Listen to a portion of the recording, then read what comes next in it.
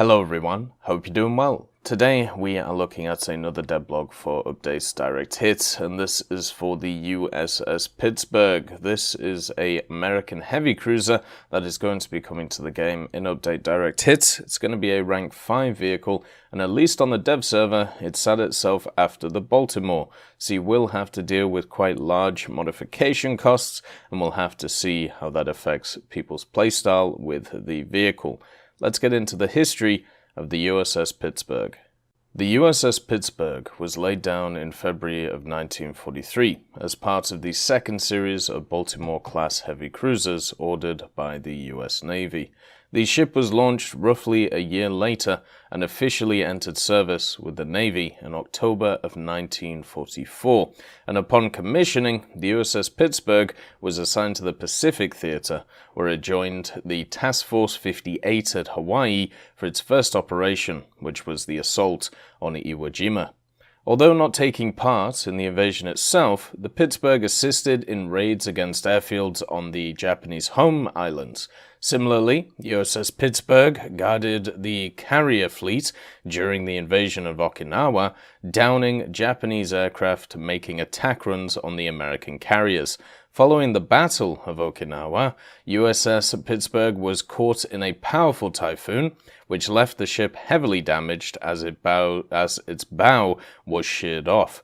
The Pittsburgh managed to return to port, though, and was still undergoing repairs as World War II ended in 1945. As the war came to a close, the Pittsburgh's repairs were completed. The ship was placed into reserve in 1946 and then decommissioned in 1947. However, with conflicts around the world arising again with the dawn of the Cold War, the Pittsburgh was actually recommissioned in September of 1951. After conducting exercises and other operations in the West Atlantic, the Pittsburgh then went on a goodwill cruise to the Indian Ocean before heading into dry dock for major modernization work in 1953. After taking part in conflicts in Asia and in the mid-1950s, the USS Pittsburgh was once again decommissioned for the last time in 1956.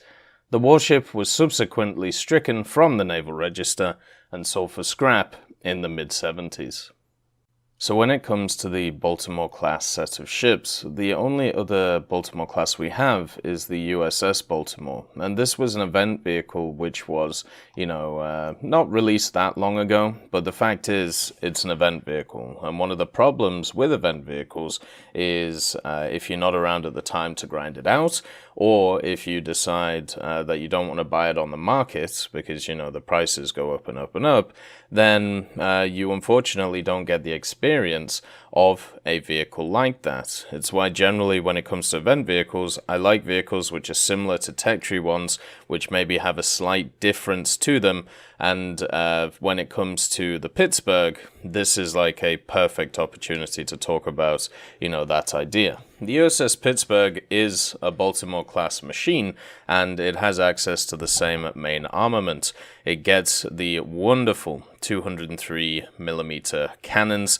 These are triple-mounted in 3 separate stacks. They have a really good fire rate. They output quite a lot of damage, and it works pretty well. It also has an armor belt of up to 152mm, which is okay. There's a lot of machines which have better ones. There's a lot of machines that have worse ones. And this thing is going to face stuff like battleships and battle cruisers quite a lot of the time, which are just going to eat through that. It does have a decent speed of up to about 60 kilometers an hour, though, which is alright, but nothing different to the ordinary. The major difference between the USS Baltimore and the USS Pittsburgh comes in the form of its AA armament, basically. The Baltimore has a ton of 40mm on it and a ton of 20mm on it, meaning that it can fill the sky with so much metal that it's kind of hard to get close to the machine. Whereas when it comes to the Pittsburgh, what it does is it replaces those 20s and 40s with 23-inch automatic guns.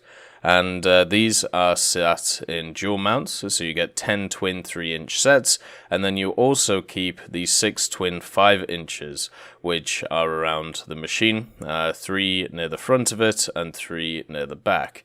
So basically what you have is you are taking away a lot of the overall fire from the Baltimore, but you're extending the range of the use of the guns by using larger ones. And 76mm is still nothing to joke about. The only issue with the 76s right now is you cannot change their ammunition.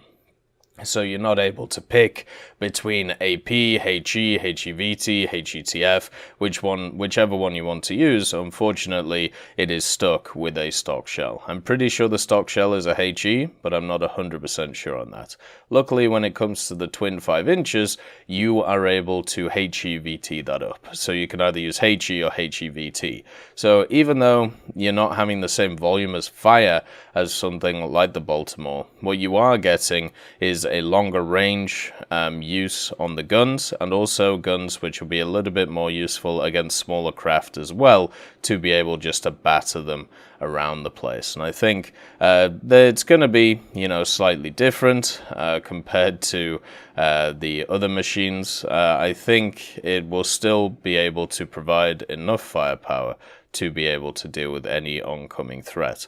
The Americans, when it comes to their late war World War II ships, definitely didn't skimp when it comes to the AA armament, and the Pittsburgh is basically the same in that regard.